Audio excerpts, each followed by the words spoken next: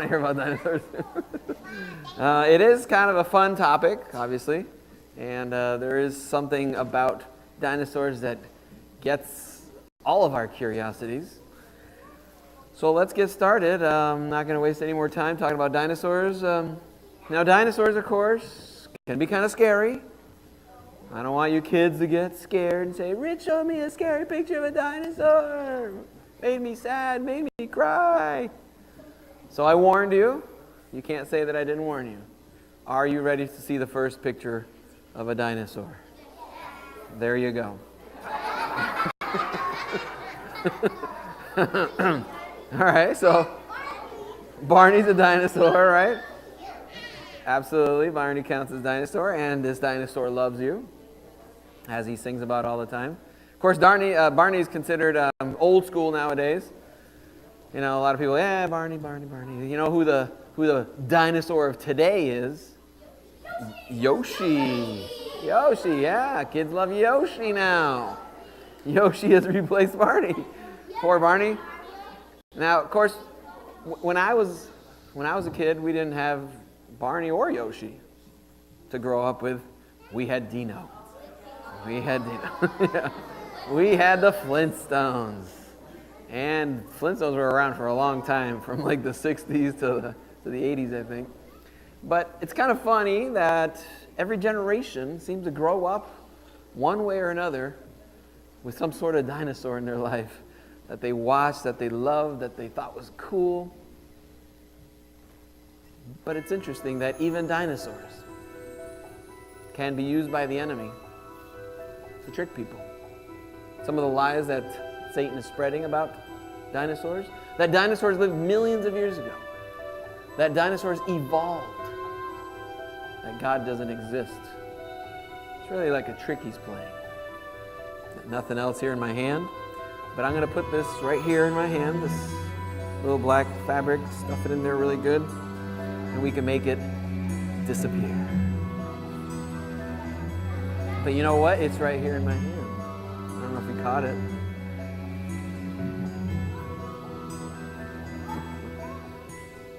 Just a trick. But it is a reminder again of how clever Satan can be and how hard he works to trick people, to confuse people, deceive people. Even on a topic like dinosaurs. So we're going to ask some hard questions tonight again. You know, did dinosaurs even exist? Why did they die? When did they live? What happened to the dinosaurs? How do they fit into the biblical worldview? Were they on the ark? I mean, we literally have question after question after question that we can ask about dinosaurs. But let me tell you before I start that this topic, even though we have fun talking about dinosaurs, this is a difficult topic to talk about because there's so much that we don't know. The problem for me is that I can't not talk about it just because we don't know everything there is to know about it. And I believe that's a problem for our young people because the fact that we don't know tremendous amounts, we tend to just kind of sweep the topic under the carpet. No, we don't know too much about it, so let's not talk about it. That to me is dangerous. We want to talk about stuff, get it out into the open, see what we can figure out, see what we can learn. So first question really is, why is this even important?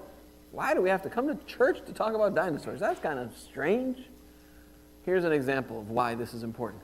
So this is Pastor Pat Robertson. He hosts a television show called The 700 Club, Christian TV station, CBN. So a lady called in with a live question right on the air, and this is what she asked. I have 3 teenage boys, and now 2 of them are questioning the Bible. They tell me if the Bible is truth, then I should be able to reasonably explain the existence of dinosaurs. Even my husband is agreeing with them. How do I explain these things? My biggest fear is that they're walking away from God. Wow. First of all, here is a lady just plainly admitting that in this particular instance, dinosaurs are causing her family to walk away from God.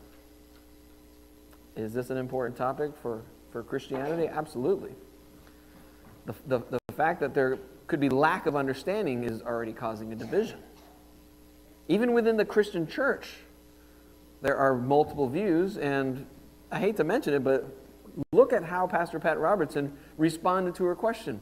He said, dinosaurs are out there, And so there was a time when these giant reptiles were on the earth, and it was before the time of the Bible. And he goes on to say, if you fight real science, you're going to lose your children. And I believe in telling it the way it was. So, I think we all kind of saw a couple red flags there. I mean, first of all, saying that the dinosaurs lived before the time of the Bible. I mean, the Bible seems to start right at the beginning of time. First verse is, in the beginning. I mean, what comes before in the beginning? Nothing. I mean, this is the starting point. This is ground zero. So to try to, excuse off the dinosaurs as having lived before the time of the Bible, before Adam and Eve, implying that they were not the beginning, that they were there for millions and millions of years of dinosaurs and them eating each other and death and all this stuff before the Bible narrative actually started. It's not a biblical idea. Again, you can believe whatever you want, but if you actually are pursuing to follow the Bible, these concepts are not biblical. So, to me, this was probably one of the big questions that I asked when I was a kid. Did dinosaurs really even exist? And I was told by my pastor, dinosaurs didn't exist. No, they're just a myth. It's just fake creatures that somebody invented to scare people or whatever. And maybe some of you guys had a similar experience, just told that these creatures never existed. But now we do know with all certainty that dinosaurs did indeed exist. And not only did they exist, they actually existed in huge quantities, very plentiful, having existed and found evidence in all the continents of the world, even Antarctica, where, as I mentioned last night, didn't used to be a frozen wasteland of forever. It used to be a lush and forested area. So what kind of evidence are we talking about, Rich? What kind of evidence do we have that actually shows us that they really did exist? Well, we find a lot of fossil evidence. We've talked about fossils kind of on and off all weekend long. We find lots of fossil evidence, creatures that are just buried in the ground, preserved for us. Now, usually we can find them one of two different ways. In this picture here, you can see almost a complete dinosaur that was buried and preserved right in that one spot. The other way that we find them is what's called a graded bed. And here I am working on a bone in a graded bed type of a setting. Now, this versus the first way of finding them, in this case, it was killed in a different location, and then through water movement, it was brought and stopped here at some sort of low spot, along with many other creatures, and rested here. And that's what we find here because the bones are all mixed up. And then because they were mixed up in a water setting, the water kind of deposited them and sorted them. So we find the big ones on the bottom, the medium ones in the middle, and the small ones on the top. So in two different ways. Of course, either way, when you look at it, how they were buried, it still comes back to them having been buried and preserved by some sort of mud, water-related catastrophe. My kids actually got to come with me on a dig once. So here you can see they're working on this pretty big bone that they had found. This thing was huge. And you actually find a lot of these bones. This is actually an Adventist-run dig. Our college in Texas, Southwestern, runs this dig. And they go every year for the entire month of June. I get the newsletter still, and they're about to take off. I think it's next week already for this year's dig. They go there for a month, and in that month, typically they'll find about 10,000 dinosaur bones in this one area that they dig in Wyoming. So a lot of stuff that they find there, and fascinating stuff sometimes. And it's cool when you're there with the paleontologists, and they're digging the stuff up, and they're showing you what they're finding, and they're explaining it to you. And let me tell you, it's very remote. And it's open to the public, by the way. If anybody wants to go and turn it into a summer trip next year or something like that, you can go with your family, go for a day, go for a week, whatever. We got a helper up here up front today. He's having fun. Hey, Nicholas. You can take a seat over there with the dinosaurs. I just don't want him to be a distraction. We also find a lot of dinosaur footprints, which is kind of interesting that they would have gotten preserved. And we actually find them by the thousands, track sites. And we find them in different kinds, different sizes, different toes. We can identify what kind they were. If they walked in groups side by side, single file, the spacing of the pace of their legs and stuff like that. So we actually learn a lot about them just from looking at their footprints. And we also find preserved the impression of their skin. And you can see that it's reptilian. So at one point or another, this creature died and was buried. But the mud that was pushed up against it hardened and preserved the reptilian skin pattern there, you can see. So this is another type of evidence that we can see about them. And of course, we find fossils of their eggs, sometimes complete, sometimes shattered, sometimes in pieces. I actually have a little piece of a dinosaur eggshell here. Whoa.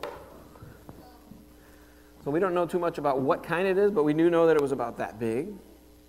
It's not like, because dinosaurs, a lot of people get excited because these were huge animals, but they didn't come from a huge egg. They come from regular size eggs. These long skinny ones are raptor eggs, but it's kind of cool. There is a picture of a raptor, by the way.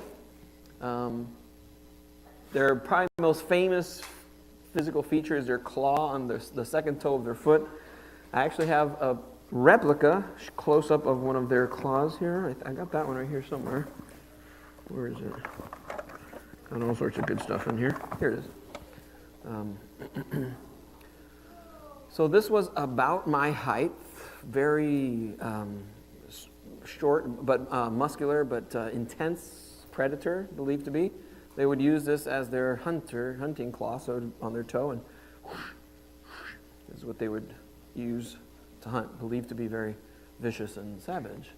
Of course, probably one of the most popular dinosaurs is a T-Rex. Here's a replica of one of their teeth.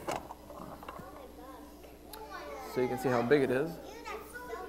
This is just a replica, but it's cast from a real one, so you can get an idea of what it looked like and the size of it. And this is actually a small one. Interestingly, at the dinosaur dig that the church puts on in Wyoming, I think it was 3 or 4 years ago, they believed to have recovered the largest T-Rex tooth ever. It's over 12 inches in length, complete with the head and everything. I mean, it was one of the huge finds at our Adventist dig, so that was kind of cool. I was not able to be there that summer, but I've gone a couple of summers, but pretty cool stuff that they find there. This guy's called a Megaraptor. So it is a raptor. We can see his foot. He's got that famous claw again there at the bottom. Except they called it Mega, and why would you think they called him Mega?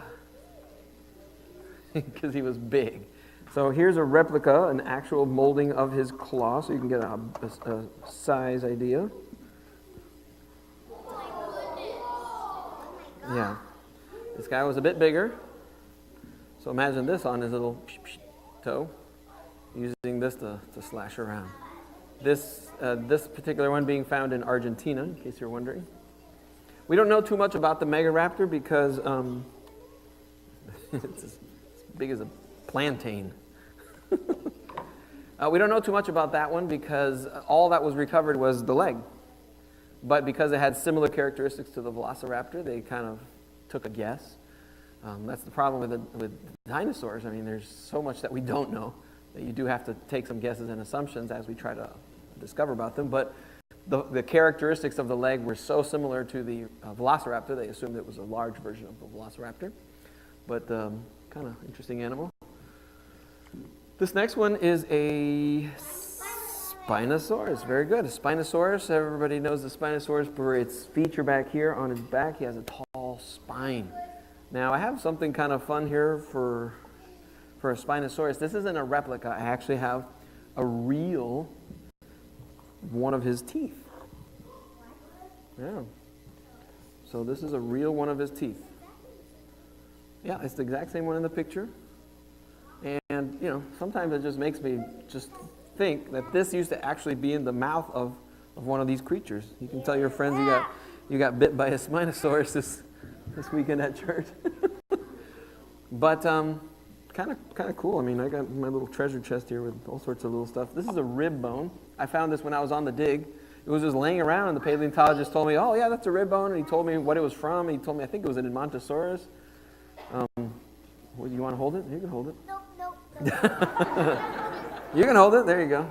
It's just a rib, and I found it lying around. He's like, yeah, you can take it. You can hold it. You can hold this one right here. You can hold this one, buddy.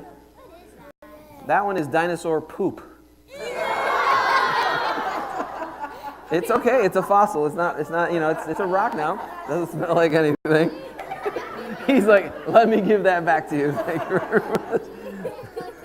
Dinosaur rib. Anyways, we do find all sorts of neat little souvenirs, all of which are little clues and evidences that these guys once walked around. All right, it's time for game show. Here we go. The question: name 3 evidences that dinosaurs did exist. I think I just named 5, maybe 6. All right, I'm going to go to this young lady here. What do you think? They're bones, fossils. Very good.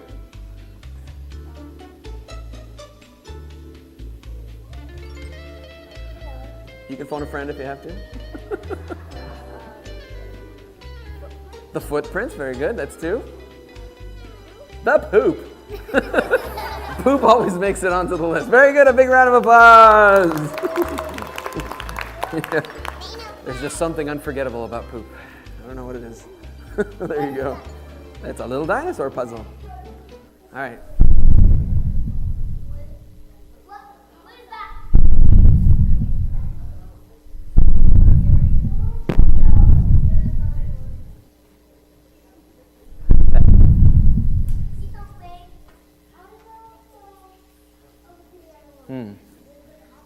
I don't know. Yeah. Find a good safe place, right? Here's another great question. Why are they such scary looking animals?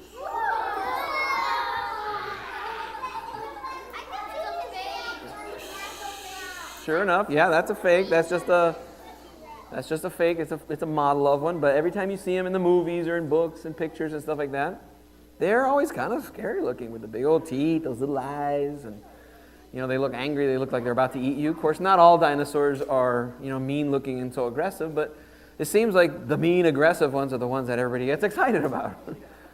But yeah, absolutely, very scary looking creature. Here's another one. Yeah, but I think this is a more scary creature. And why would that be? Does anybody know what kind of frog that is? Poison dart frog. Poison dart frog is famous because it is the most poisonous creature on our planet. Its poison is so intense and strong that it can kill a human. Now, if you think about it, at least a T-Rex, you have a chance because you can, run away through the jungle and hide under a log or something. But can you imagine walking through the jungle and all of a sudden this cute little frog, jumps on your arm and you're like, oh, he's so cute. You're dead. I'm like, man, at least I can run away from the T-Rex. The frog is so cute and harmless looking, but his poison is intense.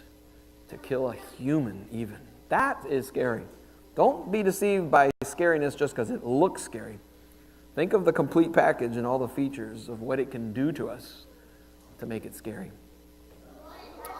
So here's another one that's kind of creepy looking, scary looking. This one's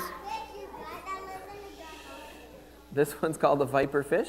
We don't know a whole lot about these because they live in the very deepest parts of the ocean, so we just kind of catch one every once in a while and it's dead. But definitely creepy looking, big old mouth, big old teeth. I mean, I don't even know how it can close its mouth. I mean, think about it. How does it fit? I don't know. Very strange. Lions, of course. A lot of people today see lions and they're like, oh, they're so cute. I just want to walk up to him and grab his mane and yeah, try doing that in Africa. And you'll get a nice big surprise bite in return probably. I've been to Africa. I've spent a couple weeks on safari, and you can hear these guys out there at night roaming around and roaring, and they're scary. We've just been accustomed in our culture to think that lions are so cute and they're so nice, and I want a teddy bear and whatever. But these guys are scary looking with those big old teeth. Yeah, watch out. Scorpion. Yep. Probably my least favorite in the insect, well, this is technically not an insect, but in the bug world, these guys are creepy. I see them when I go on mission trips, and they just give me the EBGBs with their stinger there, and the way that, even just the way they move around just gives me the creeps. All right, I see not, okay. That is a tarantula. We clearly don't have very many spider fans here. All right, so spider is definitely in the creepy category as well. Actually, I was able to bring over a snake across the border. You guys want to see it?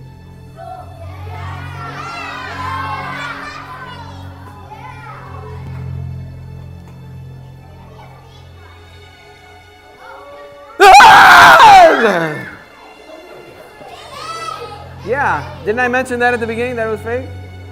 Did I forget that detail? Sorry, my bad.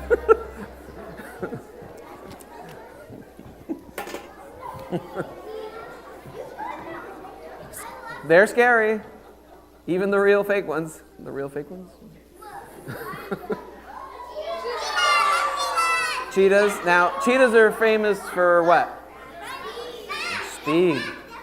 They're very fast. Now, the question, though, that kind of got me a little curious was, okay, cheetahs are cool, they're fast, but why are they fast? Because the Bible tells us that when God created at the beginning, all the animals were vegetarian, actually vegan. He specifically said that they were plant eaters, that all the food that was given to them was plants. So then why are cheetahs so fast? Is it because they were speedy plants that God created that they had to go chase around the jungle? It doesn't make a whole lot of sense. It's really kind of strange nature if we think about it, all these scary and creatures and poisonous and venoms. And speaking of plants and poison, here's a classic, poison ivy. I'm very allergic to poison ivy. I am. I can get it really bad. Once I got it so bad that I missed school for 2 whole weeks.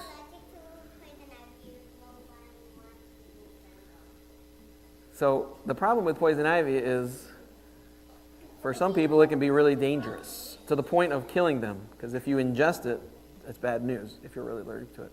Now, a couple summers ago, I was actually in my neighbor's yard, and he was complaining about poison ivy. And he was like, I hate poison ivy. I got to get rid of it. I got to spray it. I got to do this and that. And then he said, why did God create poison ivy? And I was like, did God create poison ivy? What about all these creatures, all these scary things? I mean, I thought God created all things that are natural and that are in nature. This guy's called a hagfish. This one has a very interesting defense mechanism. And why do fish even have to have a defense mechanism in the first place? So what happens here is when this fish gets scared, it can squeeze out this gooey stuff that the guy just swiped here. So he took a little tiny bit, like the size of a bean. And now he's going to mix that little drop of that stuff with a full cup of water, and look what it can do to the cup of water. 1 drop of that stuff converted the entire cup into slime. Now, when a fish is coming along and he's going to, bite this fish, and he feels scared or threatened, he can squeeze the stuff out of his body, and I'm assuming that just turns everything around him into goo, and the big fish goes away. Doesn't bother him because I've got to assume, I've never tasted it, but I've got to assume it's pretty nasty. And that's his defense mechanism, because if not, the other fish will come and eat him. And why do we have to have fish coming and eating each other? What happened there? Because I thought fish and plants and, animals and all these were vegan. What's going on here? Here's a classic plant everybody knows about called the Venus flytrap. It's a cool plant because it opens up its 2 little petals. And right in the middle, there's these little hairs, 3 on the bottom, 3 on the top. If the fly comes along and touches one of those little hairs, bing, a timer begins. The moment he touched the first one, if within 20 seconds, exactly 20 seconds, the fly touches a second one of those hairs,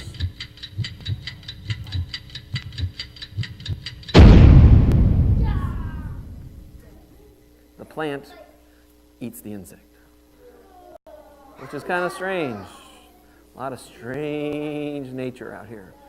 These are called carnivorous plants. Carnivorous plants. What is going on? Why is nature so completely strange and scary and bizarre? So to give us a little clue as to what's going on, we read the Bible, and this is right towards the beginning of Genesis when Adam and Eve disobeyed God and ate the fruit that they shouldn't have, and the serpent was there. So the Lord God said to the serpent, "Because you have done this, cursed are you above all livestock and all wild animals. You will crawl on your belly, you will eat dust all the days of your life." The serpent, the snake, basically, was punished, received a punishment. It was changed physically. It was never the same again. Nobody knows what the original creature looked like at the beginning. I guess that'll be something for us to be able to ask God someday. But if you think about it, and if you continue reading the passage, sin caused all of God's perfect nature to be changed, not just the serpent. You read in the passage right there, the woman was changed, physically changed, the man, the ground, the serpent, the animals, the plants. Everything was changed. Nothing in the natural world was or is how God originally created it. Think about it. I mean, we see some beautiful things out there. None of it is the way that God originally created it. It's all fallen. It's all corrupted. It's all messed up. It's all aggressive. It's all eating each other. It's all poisonous and venomous. Defense mechanisms, plants that eat animals. And the worst part of all this was the point where death was introduced. Because remember, when God created perfect, I mean, it was so perfect that stuff didn't even die. That perfect. And from this day forward, everything went down. None of the things we see are the way that God created them originally. Which makes me really wonder, because I can't wait, talk about having a list of stuff to ask God. Because man, I'm going to have a pretty good sized list of stuff to ask him, what was the original mosquito like? Even the original butterfly, what was your, because some of these animals are pretty and beautiful, and we're like, that's even fallen to sin. Here's probably the most important question that we will ask. When did dinosaurs live? Now, I've been on these dinosaur excavations. Do you think that this is how we find the dinosaur bones? Hey, I found a dinosaur bone. Cool, read the tag. What does it say? What is it from? What kind is it? Do you think this is how we find dinosaur bones? No.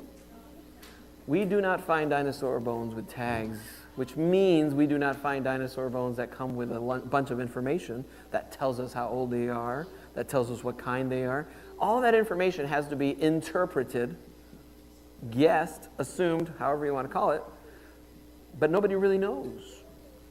Now, the reason this is important is because there's two completely different explanations out there possible, and they are very different. Evolution says that the dinosaurs lived 200 million years ago, that the last ones died off 65 million years ago. Huge amounts of time. Of course, hard to explain why they disappeared, what happened, and what caused them to become extinct. On the other side, creation says that God created all of life. Interesting, because there's millions of years, and of course the biblical version, we're talking about thousands of years only.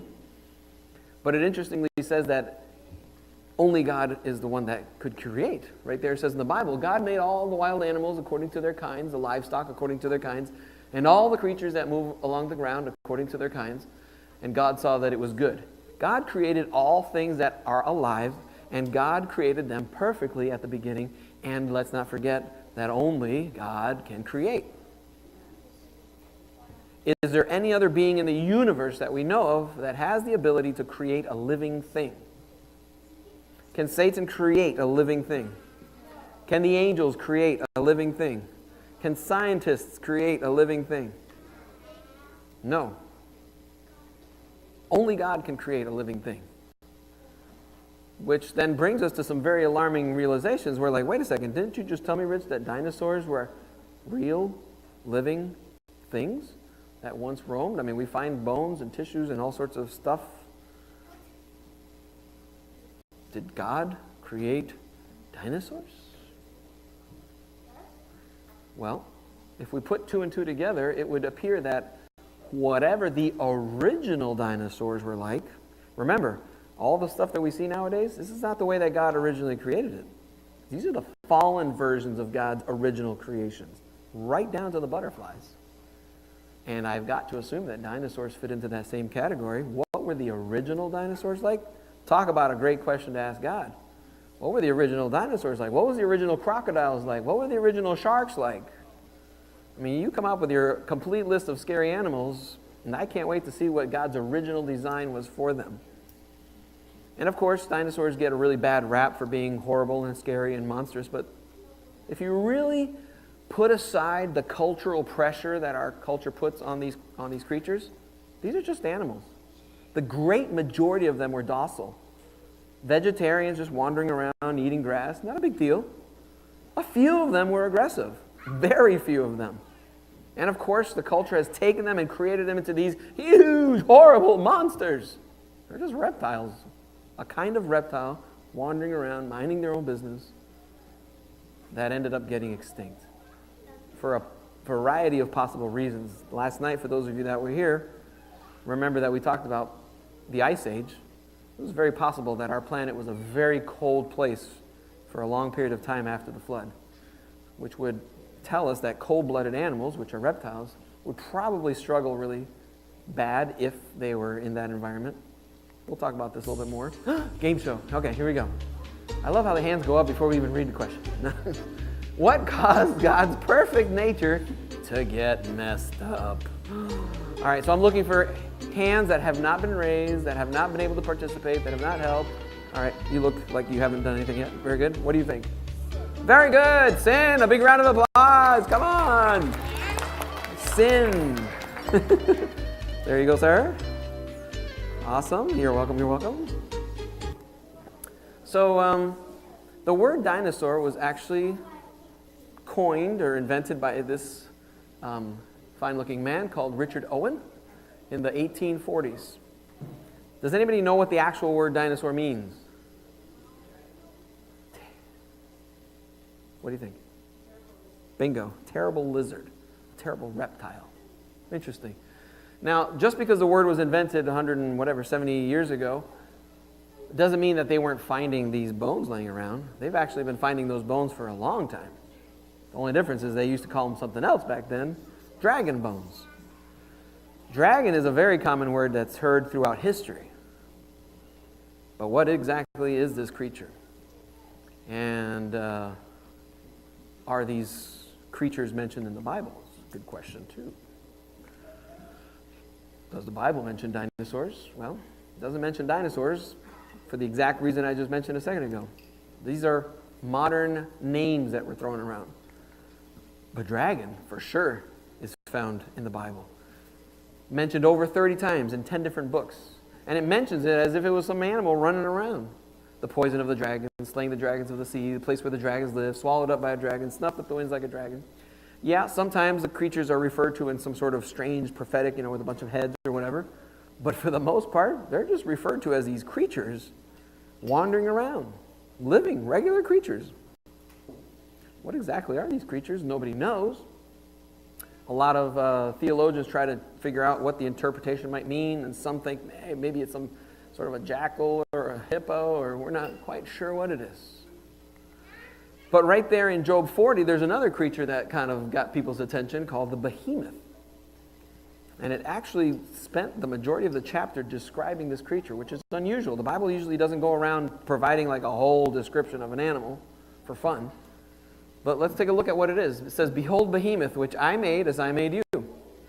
He eats grass like an ox. His strength is in his loins, the power of his in the muscles of his belly. He makes his tail stiff like a cedar. The sinews of his thighs are knit together. His bones are tubes of bronze. His limbs like bars of iron.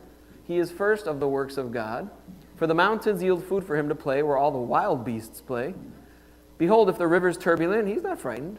He is confident, though Jordan rushes against his mouth. Can one take him by his eyes or pierce his nose with a snare?" Interesting. So when they were translating this to the English text about 500 years ago, they couldn't figure out what kind of animal this was. So they just left the original word in there, behemoth. What is that? I don't know, behemoth. Okay. But is it possible to read through the clues to try to understand what kind of animal this is? Now, a lot of the translations that are seen today, they try to say, we think it might be one of these. It might be a hippo, it might be a crocodile. And they'll actually put a little star right next to the word behemoth, bing! And then you look to the bottom and you're like, we think this might be a behemoth. Oh, okay. I mean, it might be a crocodile, it might be a hippo.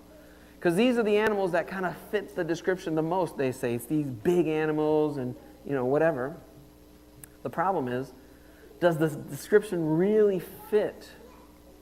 And that's where we kind of start running into a problem. Let's take a look. So this creature eats grass like an ox. That means it's a vegan animal. Right off the bat, our crocodile is in trouble because the crocodile is not vegan at all. That's a problem. Strength in his loins means it has strong hips, which again, our crocodile fails in that one. And a couple of these other bigger animals have these, little itty bitty legs.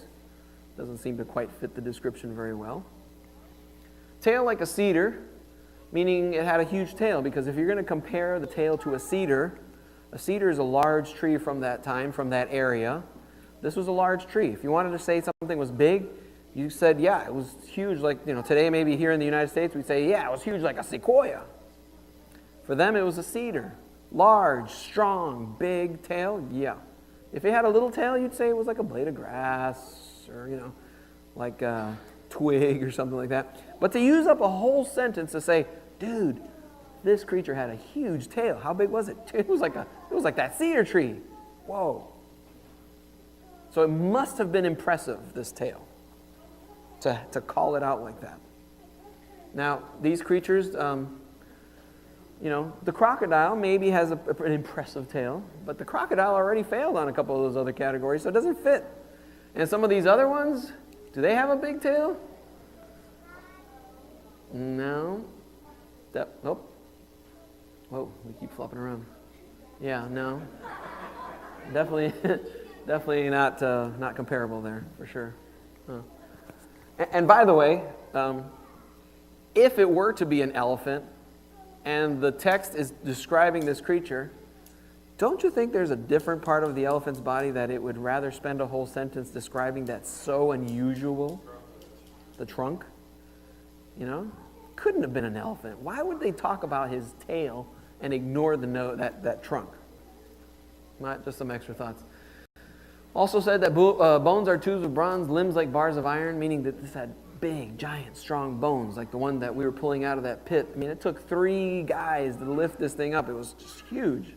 These creatures were enormous. First works of God. I looked in every Bible commentary that I could find, and each one said the same thing.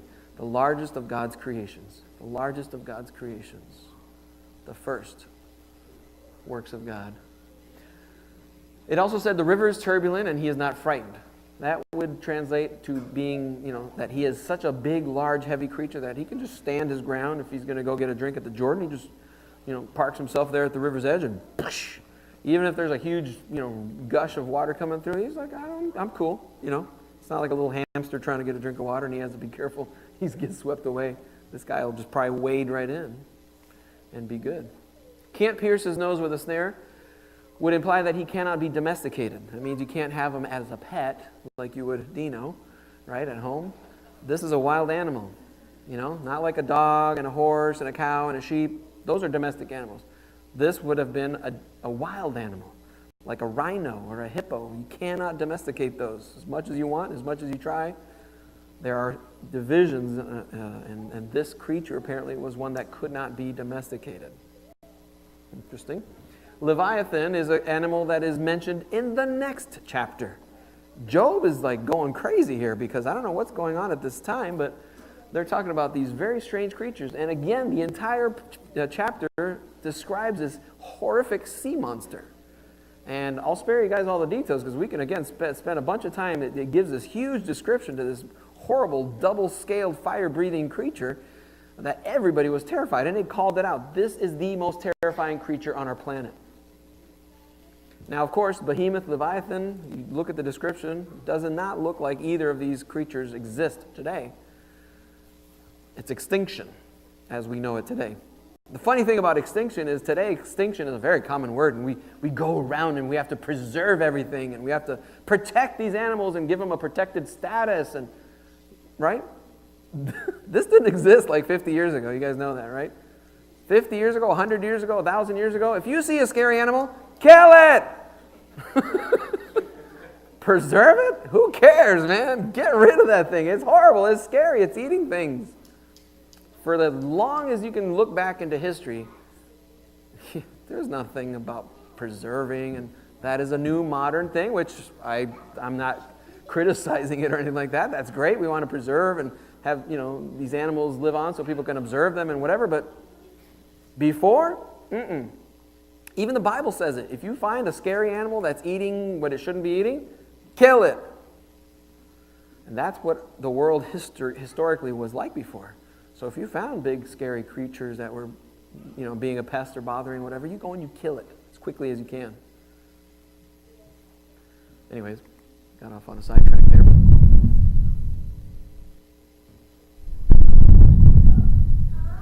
Did you guys see something wandering around?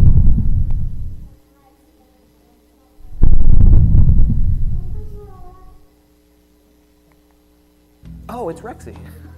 I forgot. Rexy's here. Do you guys want to meet Rexy? Yeah, he's a little T-Rex. He's living right in my little bag here. You guys want to see him? Yeah, Rexy. Hey, buddy, was that you stomping around? Why don't you come out and say hi to everybody? Okay. Hi, everyone. They don't say much, do they? Well, they're kind of surprised to see you, I'd say. Oh, I guess they didn't think I'd be in here. Yeah, that's pretty surprising.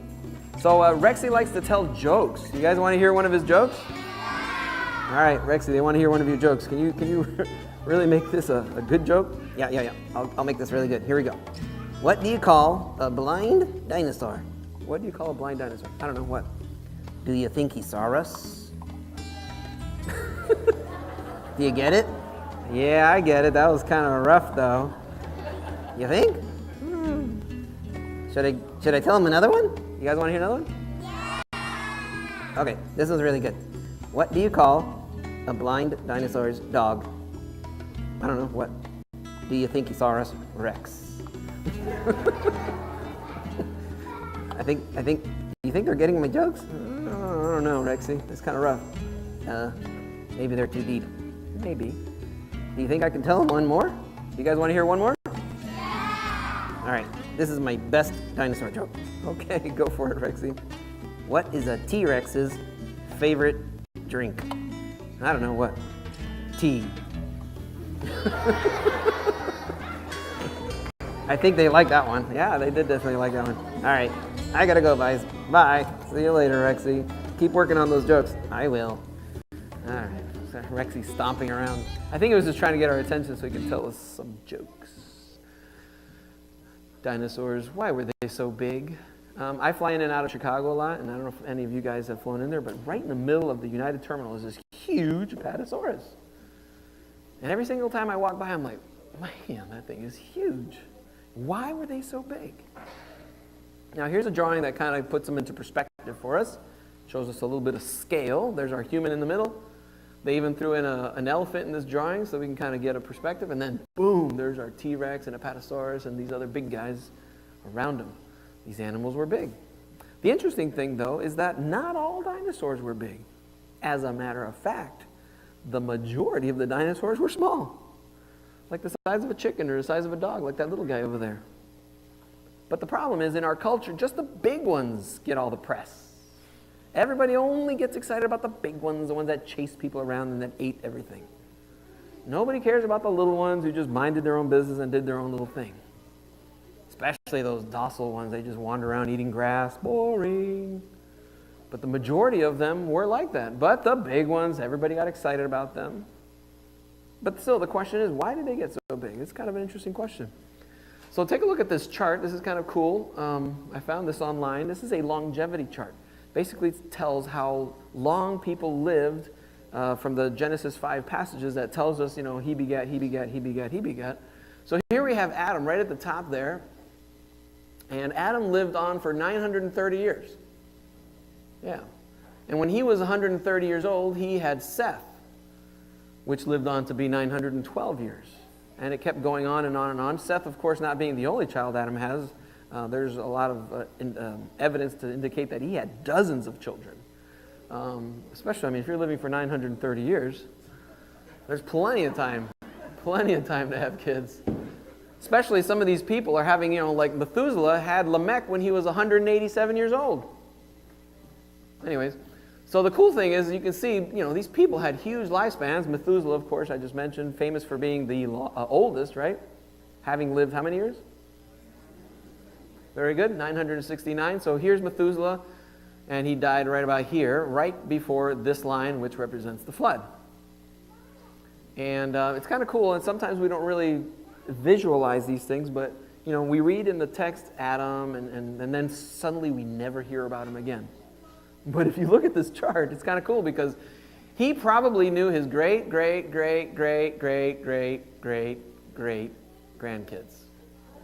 having died right before Noah was born. All these guys probably just kind of could see each other in the town or whatever and just jump on Adam's lap and, Adam, man, 900 years ago, tell me what creation was like, or tell me what the Garden of Eden was like. I mean, these guys had access to Adam for hundreds of years. Well, sometimes we don't really put it together, but when you see these maps and overlap them according to the information in Genesis 5, it's pretty cool. Of course, I'm getting way off track. Long lives after the flood, short lives. Did you notice that? Look at these short little lifespans right here. Right away, 400, boom, 200, 100, 75, 120. In just a matter of a couple generations. I mean, even Noah, if you look at Noah, he was the last of these long age ones. Because even Shem, who was born right before the flood, yeah, he lived on for 600 years, but after that, boom, it went down quick. Something dramatically changed at the flood. And there's speculation, it's the oxygen in the atmosphere, or they started eating meat. There's a bunch of different explanations. I don't know what the answers are, but I do notice that something happened at the flood. Everything was much better, much more perfect, much purer, much closer to creation, whatever. But the question I want to ask you guys is, what were the animals like before the flood? If the humans could live these huge, long, wonderful lifespans, wouldn't it be fair that animals and plants and everything else in nature was also better, and longer lasting, and more robust? For sure. No reason to believe why not. Which brings me to reptiles. Dinosaurs, of course, are a type of reptile. If these reptiles could live for very long periods of time, there's one interesting thing we have to keep in consideration, because reptiles is the only class of animal on our planet that grows its entire life. From the moment it's born to the moment it dies, it is continually growing, as opposed to all the other animals that reach adulthood and they stop, like us. Reptiles, they grow their whole life, which is why sometimes we get excited some huge alligator was discovered in some jungle somewhere. It's not because it was huge, it's because it was old and just kept growing. For some reason it survived for 50 years, 80 years, or whatever, and just kept getting bigger and bigger and bigger. Because when we look in the fossil records, we're seeing lots of very large reptiles. That is a big turtle. Big reptiles. Big reptiles. And there's other possible explanations why they became big. Maybe God simply designed some creatures to be bigger than others. I mean, you compare a mouse and an elephant, one is just bigger than the other. It could be something that simple. But there are a couple of cool possibilities that we can explore to help us understand why some of these creatures were so big. What about physical evidence? What does physical evidence show? Here's an interesting news piece that a lot of people aren't aware of. About 7 or 8 years ago, Dr. Mary Schweitzer, archaeologist, was digging in Montana, and she was pulling out this T-Rex bone, the leg bone, this one right here. And it accidentally cracked as she was pulling it out of the matrix, getting ready to lift it out. And she looked inside the bone, and it was kind of, wait a second, something's not right here. She took it back to her laboratory, put it under a microscope, and she was quite shocked to find soft tissues, blood cells, stretchy tissue still, unfossilized tissue that even still stunk of decay from a creature that was 65 million years old plus, could that possibly be? She was blown away. She was stumped. She invited all her colleagues to see it, and nobody could explain it. Nobody could understand it. Everybody kept saying, that's impossible. There's no way this could have remained unfossilized for more than a couple thousand years at most. Yet there it is. How do you explain it? And they can't. They couldn't. And they still can't. And I've actually spent some time. How many of you guys have even heard about this or known about this? Yeah, there's usually 2 or 3 people in an audience that says, yeah, I've heard about this. Most people don't. And I actually Googled around and I tried to understand how come this story isn't common knowledge.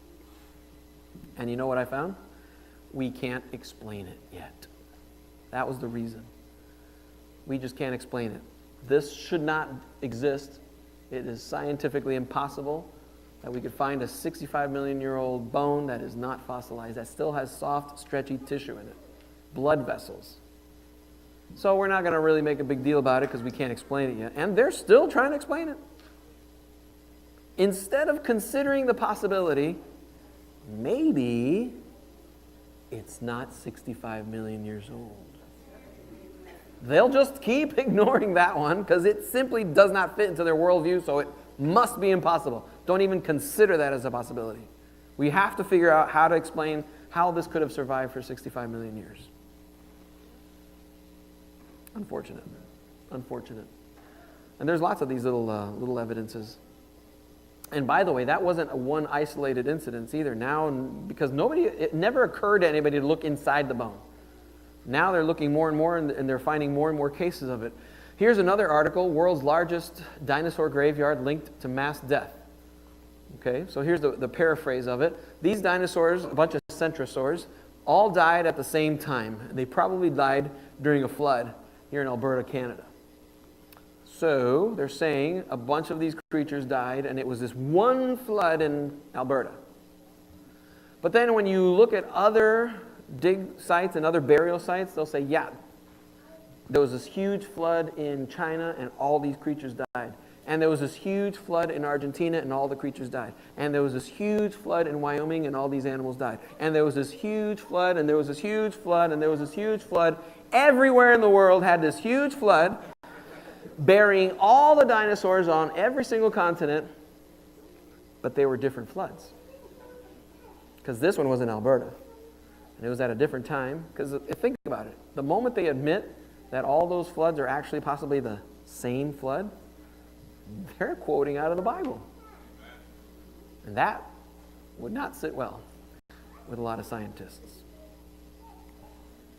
Always found buried by water, these creatures. 100% of the time. In every single instance. Again, bringing us back to what we talked about last night. Finding all sorts of creatures buried by some sort of water and mud-related catastrophe. That's where dinosaurs fit in. Clearly, the evidence would show that dinosaurs, along with everything else, got wiped out big time at the time of the flood. Think about it. I mean, we're talking about possibly millions of creatures existing at the time and only a few thousands surviving. Game show. How do you know the answer already? That's amazing. What is a possible reason to explain why some dinosaurs were so big? All right. Let's see. Who have I not called on? Because if I've already called on you. I haven't called on you yet? I did? I didn't? Okay, let's call on you. What is a possible reason why dinosaurs became so big? They eat a lot? Was that one of the mentions? No. Because God made them big. That was one of the explanations. Very good, very good. And also because reptiles never stop growing. Also, they could have gotten big that way. Very good. A big round of applause. That was only like one round of applause. There you go. Awesome. Yeah. So, I assume you guys probably saw this coming a mile away because I started to touch on it. And this is a great question that a lot of people ask. Were dinosaurs on the ark? The answer is, I don't know. And neither do you. But let's have some fun exploring the question. Genesis 7, the narrative actually describes what God told Noah to bring on the ark. And it seemed to be pretty descriptive and thorough. Here's what it says. They had with them every wild animal, according to its kind, all livestock, according to their kinds, Every creature that moves along the ground according to its kind, and every bird according to its kind, everything with wings, pairs of all creatures that have the breath of life in them, came to Noah and entered the ark. The animals going in were male and female of every living thing as God had commanded. Now, I kind of threw in the extra emphasis, but I didn't throw in the words. It would appear pretty clear that God was trying to say, please do not forget anything that I created. I didn't see any things in there that said, but you can leave out the dinosaurs, they're kind of creepy anyway. Don't take the mosquitoes. I don't know what I was thinking. We're joking around, but there you can see, it seems to be pretty clear that he wants to make sure that every representation of a living thing that God created was on this ark. Now, does that mean the dinosaurs were on the ark? I don't know. Possibly. Possibly not. Maybe they were. Maybe they weren't. There are some people that quote, some Ellen G. White passages that would imply that they weren't on the ark, even though if you study it closely, it doesn't say that they were not on the ark. It simply says that a lot of large creatures died at the flood. Maybe they were on the ark. Maybe they weren't. A lot of people say, no, they couldn't have been on the ark. They were so huge, they wouldn't fit. Think about it. Why would God send the big, giant, 500-year-old dinosaurs to the ark if he wanted to preserve the kind? Wouldn't he send the young ones? Little guys? I don't know. Here's the deal. Whether they were on the ark or not doesn't mess with my faith at all. Because here's the problem, and this links directly into that first question that I was telling you about. When did dinosaurs live? That's where we're getting our butts kicked. Because out there they say that they lived millions of years ago. And we say, wait a second, God says the earth was created thousands of years ago. That's where the battle is, if you really think about it. Whether they were on the ark or not, who cares? Maybe they were. Maybe they weren't. I'm not going to let it ruffle my feathers. I'm cool either way. Because I have come to the understanding that, hey, these creatures lived recently. That's what's important. Understanding that these creatures lived recently within the framework of the biblical timeline and not millions of years ago. That's where our kids are having a problem. That's where schools and TV and movies and everything is teaching the opposite of what our Bible is teaching. Not whether they were on the ark or not. But you wouldn't believe how many fellow brothers and sisters I run into that just get so intense about this topic. There's no way they could have been on the ark. Okay, man. Maybe they weren't on the ark. Maybe they were. I don't know. Just don't let it, don't let it ruffle your feathers too much. This will be another great question to ask God someday. Which then brings us to the next question. Is there evidence that they lived after the flood? Because this would help us start to come to an understanding of that previous question without ruffling our feathers. So the question is, are dragons mentioned in historical documents? First of all, we are kind of going on an assumption that possibly there is a link between dragons and dinosaurs. Nobody knows for sure. There possibly may not be. But by looking at some of the evidence, you guys can decide for yourself. Marco Polo was a merchant that traveled the world buying and selling. He wrote about the things that he saw. And in China, he saw that the royal house kept dragons for ceremonies. And he goes on to describe them. They were 50 feet long, so in meters that would be like from here to the back window of the church, way back there. 8 feet wide, so that would put us right around here in feet. 3 claws, large teeth, and a mouth big enough to swallow a man. Neither man nor any kind of animal can approach them without terror. Now clearly, the Chinese are not celebrating their festivals with living dragons anymore, but you've seen the pictures. Now they celebrate with these paper ones, and they just march around. Has it ever occurred at where the history of that came from? Did they just invent these paper mache dragons for fun? Marco Polo would seem to indicate that these used to use real dragons in their ceremonies and festivals. And he goes on to describe how horrifying and scary these creatures were. Herodotus is a well-known historian. He said that in Egypt and Arabia, he saw flying reptiles. They had a snake-like body, bat-like wings, no feathers. They existed in various colors.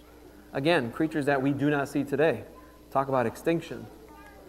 Alexander the Great says that he describes seeing a large hissing dragon living in a cave, and this is in India, during one of his journeys and conquests.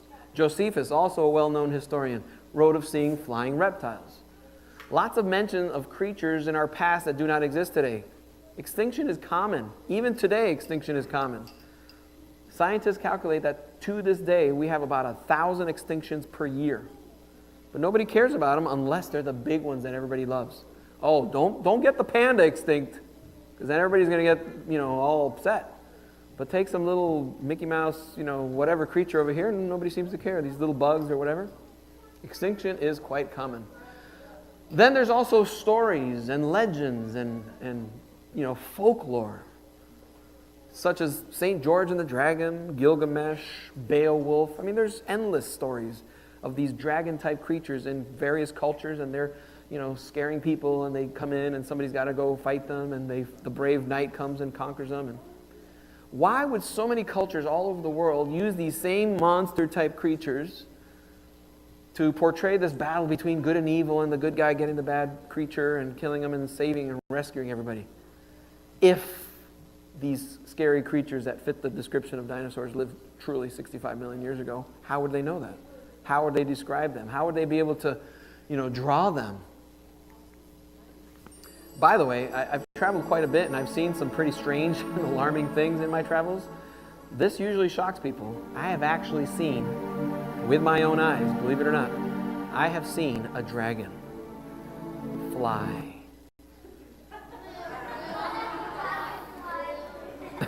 Sorry, that was like a Rexy quality joke. Sorry. Cut the tension. All right. Are there dragons in art? This is kind of interesting as well. We actually find quite a bit of dragon-type creatures portrayed in the art. Reptilian skin, you can see. The Chinese culture in general is probably the most prominent and common portraying these creatures. Here's something, and this is pretty new. This was just last year. I was filming somewhere. I think I was in Rapid City, South Dakota. Strange place to be. And I went into a Chinese restaurant to get some carryout. And I noticed as I was waiting for my food, there was this little old lady. Man, she had to be like 95 or 100 years old or something. But she spoke amazing English. So while we were waiting, I started to kind of pick up this conversation, and I asked her about dragons in China. And she said, oh yeah, those were real animals. We don't have them anymore, but they were real. My grandma used to tell me about them. And she was, there were these scary creatures, and she described them to me. I don't remember too much about them, but I remember them telling us that, they used to have these dragons, but they didn't have them anymore. And she said it like nothing. Like, And I started doing the math, her grandmother, whatever. I'm like, we're talking about mid-1800s. And I was kind of shocked. Why do we have so much dragons in China? To the point where even one of their months is named after this dragon creature. 11 creatures that are alive today and one that lived millions of years ago? Does that make any sense? Doesn't to me. Peru, we see quite a bit as well in jars and jugs and stuff like that. Rome, these creatures depicted with these long legs, long necks, long tails. Here's a stegosaurus in a temple in Cambodia. Deep in the jungle of Angkor Wat, there's a wall that has a depiction of all the creatures that live in that area. So here's your goat and a deer and a swan and a stegosaurus. He's like, is this some joke or something? But there it is. My cousin actually went there and took pictures of it himself. And it's really strange. You're seeing all these common animals and then a stegosaurus. And of course, you can't mistake a stegosaurus with its dominant traits, those plates across his back. And how would anybody even know how to draw one alive? Think about it. Paleontology as a study just started about 150 years ago. We would find these big old pile of bones and nobody could figure out how they would go together. You want to see something funny? Dig up old original drawings of how they thought dinosaurs went together. This is from the British, 150 years ago. They would draw them with the head at the end of the tail. And, the front legs and the back legs, and they had it all backwards and upside down. It was hilarious. Some of these drawings are hilarious. But we're just starting to understand how these bones fit together. So how could it be that 1,000 years ago, people would actually know how to draw one alive? Or be able to draw all these dragon creatures. Is this all just okay, I like inventing stuff too, but how come the entire world is inventing a similar type creature? There's a point where too much coincidence is too much coincidence. In the Carlisle Cathedral of England, the grave of Bishop Bell, for some reason, he had these creatures etched on his grave with these long tails and long necks. Why? What does that mean? Why would he do that?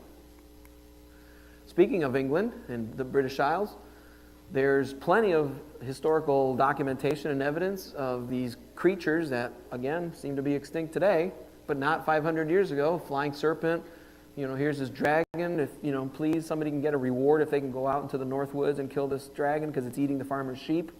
It wasn't a joke. They were serious. What are these creatures? Even in the Bible, there's tons of mentions of creatures that are not alive today in Israel. It talks about lions and bears and all that stuff. You go to Israel, there's no lions and bears. There's a lot of stuff in our past that we don't understand that has changed, even just in the last hundreds or even thousands of years. North America, there used to be billions of buffalo or bison. Today, there's no evidence that they ever existed. You go out to the plains, there's not even bones left. There's so much stuff that we don't understand that happens even in our most recent history. Just because it doesn't have some big giant sign saying that this happened doesn't mean it didn't happen.